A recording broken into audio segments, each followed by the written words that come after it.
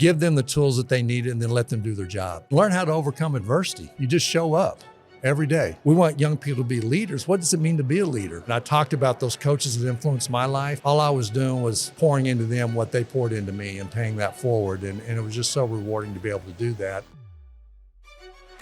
Hey everybody, it's Pat Cohan, and today on the THSADA Director's Cut podcast, we have Stan Laing, retired district athletic director from Northside ISD in San Antonio. Across a 40-year career, Stan built a legacy rooted in servant leadership, developing coaches, and using education-based athletics to impact lives beyond the game. In this conversation, we'll explore how great leaders build culture, how to develop coaches and future athletic directors, and how to stay grounded through the pressures of this profession. Special thanks goes out to LED Partners for making this beautiful setup. It's a mobile setup on wheels, was able to put it together in less than 90 minutes, and we were up and running. So if you're looking for a mobile display at your next event, check out LED Partners. Thanks so much for joining us, and we hope you enjoy this THSADA Director's Cut.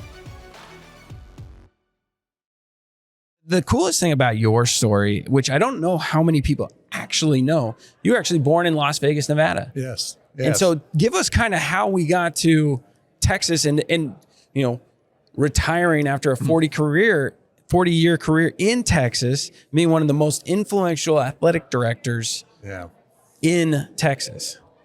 Well, 40-year career, I know we just have a few minutes, but yes, I grew up when a lot of people think of Las Vegas, they think of the bright lights. You know, the side of town I grew up in wasn't so bright. We grew up in a fatherless home, inner city Las Vegas, Nevada. A mom that did everything she could to keep the ends meet, but due to lack of education and health reasons, it was a pretty hopeless situation. But I learned at a very young age, it was my coaches and teachers, you know, when I showed up at school every day, that truly what made a difference in my life. And long story short, the trajectory to me, as I look back on my life, is very clear, you know, the plan that God had for me because of God's friends was placed in my life. And the first one was my high school coach. My mom decided my sophomore year in Las Vegas that we're going to move to San Angelo, Texas. You talk about a culture shock. But again, long story short, a year later, she decides to move back to Vegas. And my high school coach, Paul Stein, and his bride, Jan, knew the environment that I was going to go back into. So they took me into their home. And so I lived with them my last 2 years of high school. And they're the ones that introduced me to the value of hope. When you have a young man that grew up in a hopeless situation and people that start pouring hope in you, truly made a difference in my life. And then was fortunate to play at the next level, at the collegiate level, and played for a Hall of Fame coach, Herschel Kimbrell at McMurray University. And it was the value of hard love from him that I learned. And so between those two coaches, they laid the foundation, little did I know then, for years later, as I became not only a teacher and a coach, but a campus principal and then district athletic director during the course of my career, that the foundation of that was hope and love and to pay those things forward to others. But how did that translate to how you operated as a professional? Right? Are there times that there's things that they would say maybe that you found that like would always stick in the back of your mind and you bring it up and have to kind of give this whole story so they have context of what you're trying to give them? I think what's important for all of us, and I think we all learn this because I think all that's listening to this probably has some type of athletic background, is learn how to overcome adversity. You just show up every day, you know, and that's hope in itself. Showing up for other people and putting your feelings aside, you know, and willing their good, that's love. And so as complicated as we make this, it's really pretty simple when you get right down to it, whenever we're thinking about going beyond the game and instilling those types of values in our young people's lives. Because Pat, I'm going to tell you, the most important ministry in this country is our young people. But right behind that, just as important, I would say, is the ministry of pouring into those adults that are pouring into our young people. And I became very passionate about that. I got into this business to coach kids, but years later, as I got into the administrative side, I learned that our coaches need to hear and be encouraged the same way as we encourage our young people. And so the foundation of beyond the game culture that we aspired to have in Northside evolved around those things there, and encouraging our coaches to be that example to our young people. The way you speak and the way you kind of deliver that message seems like you're this, I mean, obviously a seasoned veteran, and everything sounds easy, but tell me about the first year AD Stan Laing. Like the first time you went from principal now back into the athletics and realizing, oh, there's a lot here, and there's a lot of coaches, and there's a lot of athletes. You know, I learned this valuable lesson actually as a campus principal, because I remember the first year that I got out of actual coaching young people, and actually I was 6 weeks into the job, and I said, what the heck did I get myself into? All of this turmoil, all of this common sense isn't so common anymore. It wasn't the young people, it was the adults. I said, what the heck? I'd rather just go back and give me a bunch of knucklehead kids to coach again. And so, but I learned that. One of my mentors, Dr. John Folks, the superintendent at that time, he told me, he said, Stan, you just got to coach. Just go be a coach. Show up every day and coach. And so I took that with me, and I learned a very valuable lesson early on as a campus principal. Before you focus on changing the culture of the young people, you got to first change the culture of the adults. And so when I became the athletic director that very first year, I took that same mentality at a much bigger scale, because we had over 600 coaches and 15,000 student athletes. And so the mentality is quite simple. We're going to focus on the culture of the adults before we even focus on we're going to focus on the young people, obviously, but our focus as leaders was to focus on those adults and just start planting seeds with them. And it didn't happen overnight. You know, that is something where I say the value of just keep showing up, keep planting those seeds, and have the expectations of hope and love. And part of hope and love is accountability, you know, and doing it in a way to encourage people to grow. And when you think about like the time it takes to change culture, because there's a lot of coaches all over the country that are getting hired for the first year with their teams, or athletic administrators first year with their district, and they come in and they're ready to change the culture, right? They were brought in for a reason. Yeah. If you were to consult them, what would you tell them in terms of timelines it takes to implement a new culture? Yeah. Well, you know, let me share an old saying I think we've all heard first before I talk a little bit about that is, you know, you can't take a Jack Kentucky Derby and expect to win.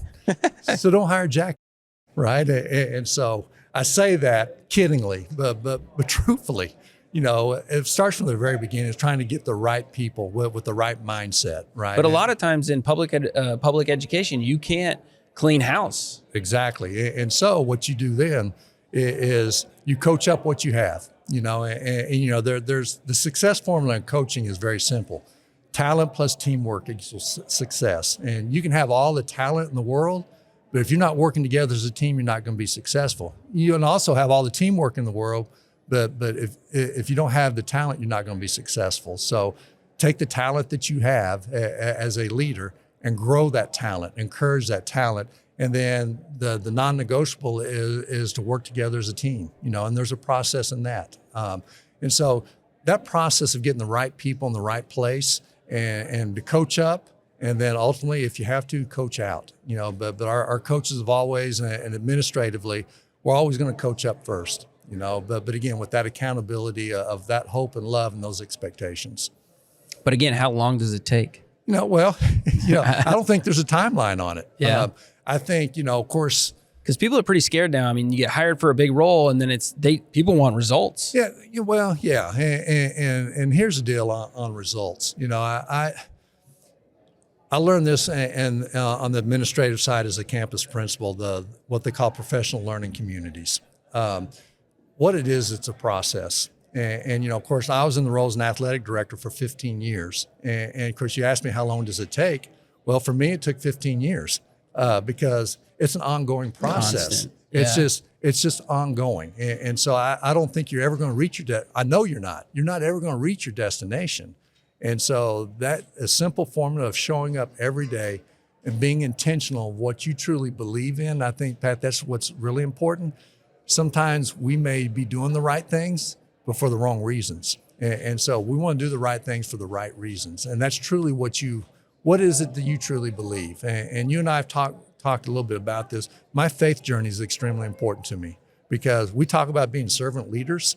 There's no greater servant leader, and I posed this question to my coaches one time. We talked about, we want young people to be leaders. What does it mean to be a leader? And we had a very frank conversation with 12 head football coaches that I had in our district at the time. And we went back as far back as 2,000 years ago. Who's the greatest servant leader ever walked this earth? And so we all agreed. And this is one thing about a leader too, is especially if you're trying to get something across, sometimes you try to plant seeds where you make it feel like it's their idea, and let them take ownership in it.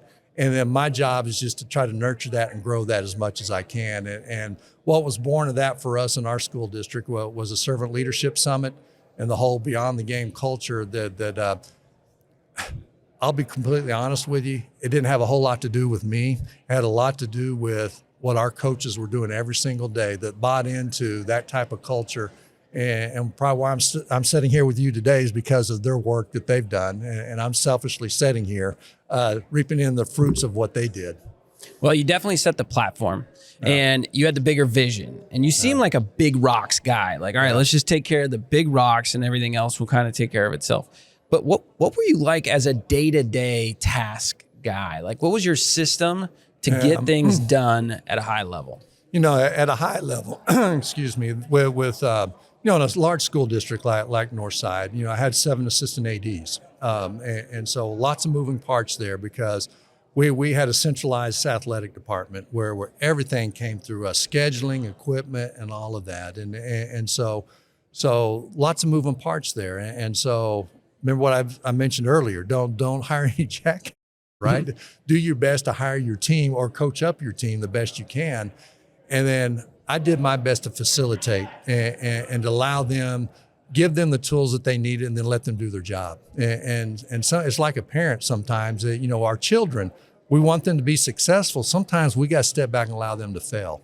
And so, as a big picture person, I need to know when to let that AD, assistant AD, take it and run with it, maybe fall on their face a little bit, or when I need to step in. And so fine line on that. And when you asked on a day-to-day, that was on a day-to-day basis. But I try to do my best to create a culture. I was always minding the chicken coop. I wasn't just putting my feet up on the desk, but allowing them to do their job. And the expectation of what that looked like was so important in regard. I always come back to the idea of hope and love.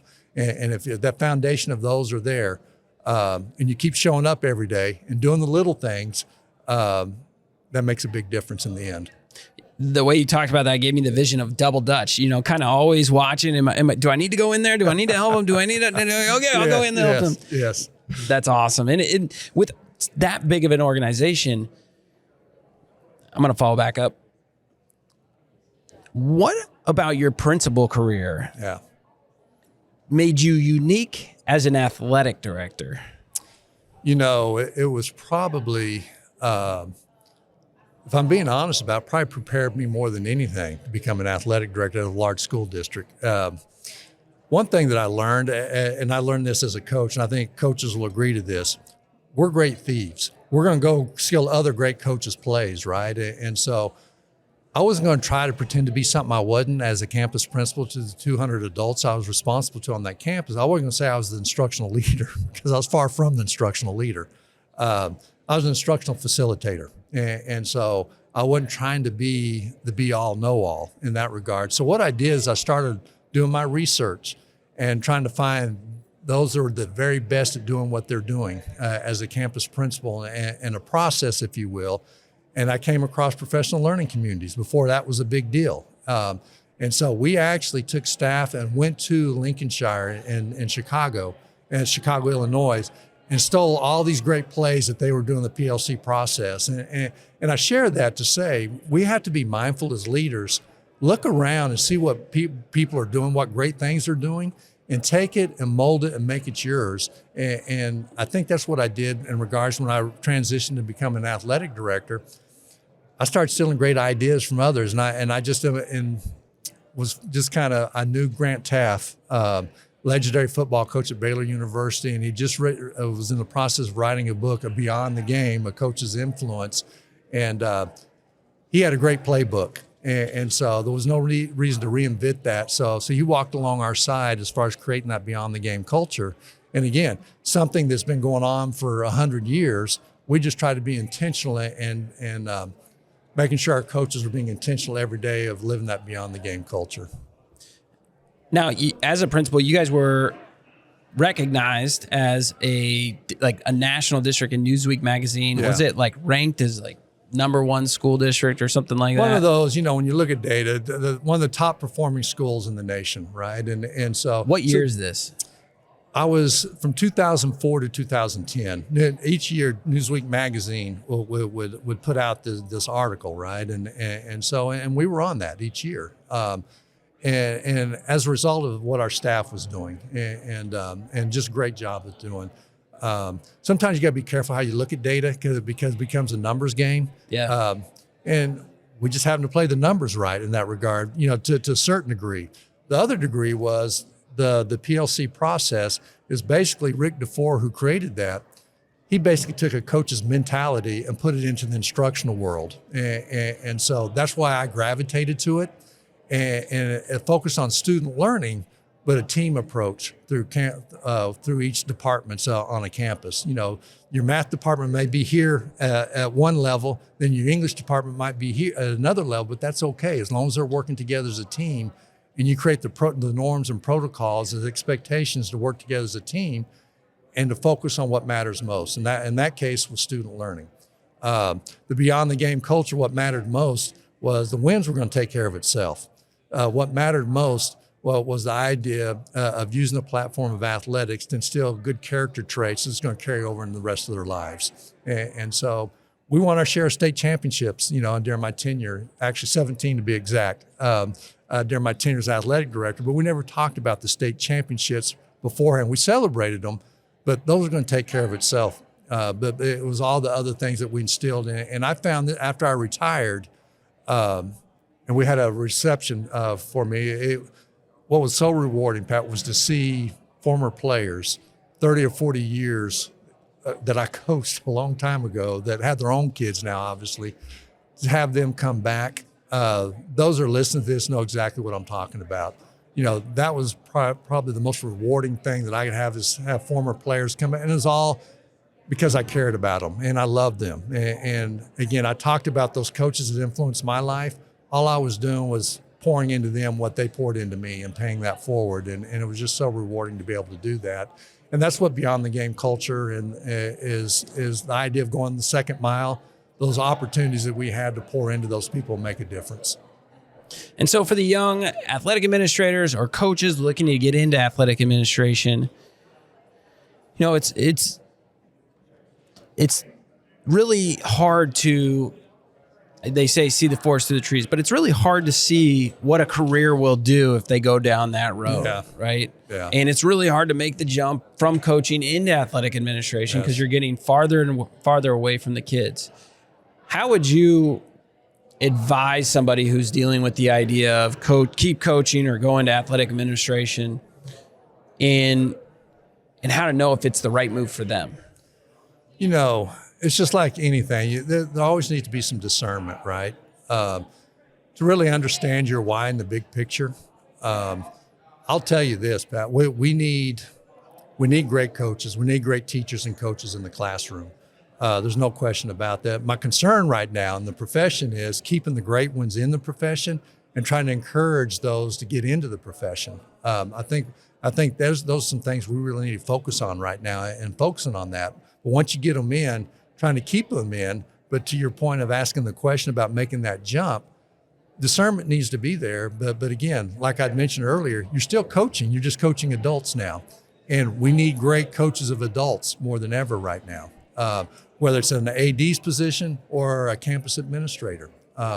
So the advice is to discern, be bold, have the courage, and do it because just that natural progression. We need that support. We need the talent. We need those gifts at every level, from the kid level, coaching kids, to coaching adults.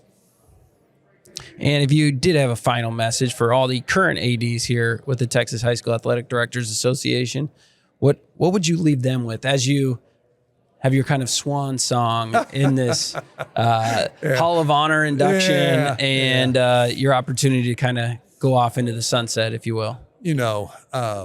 I think the value of just showing up every day. I know that sounds very simple-minded, but we got to keep up the good fight, and what you believe on good days is important, but what's more important is what you become on those bad days. And you got to understand, you got to take the good with the bad. And I think it's important to understand that the value that we can teach in athletics and that platform is how to learn to overcome adversity. And we got to live that ourselves, right? And so that would be my biggest encouragement is understand, take the good with the not so good, and know with that not so good, that's who you're really becoming, is how you respond to that not so good. What I'd mentioned to you earlier, is really think about what you want to be great at, and then consider who your coach is, and really pay attention to what that coach is instilling in you that you can pay forward to others. Well, Stan, well said. And thank you so much for taking the time. Congratulations. Yeah.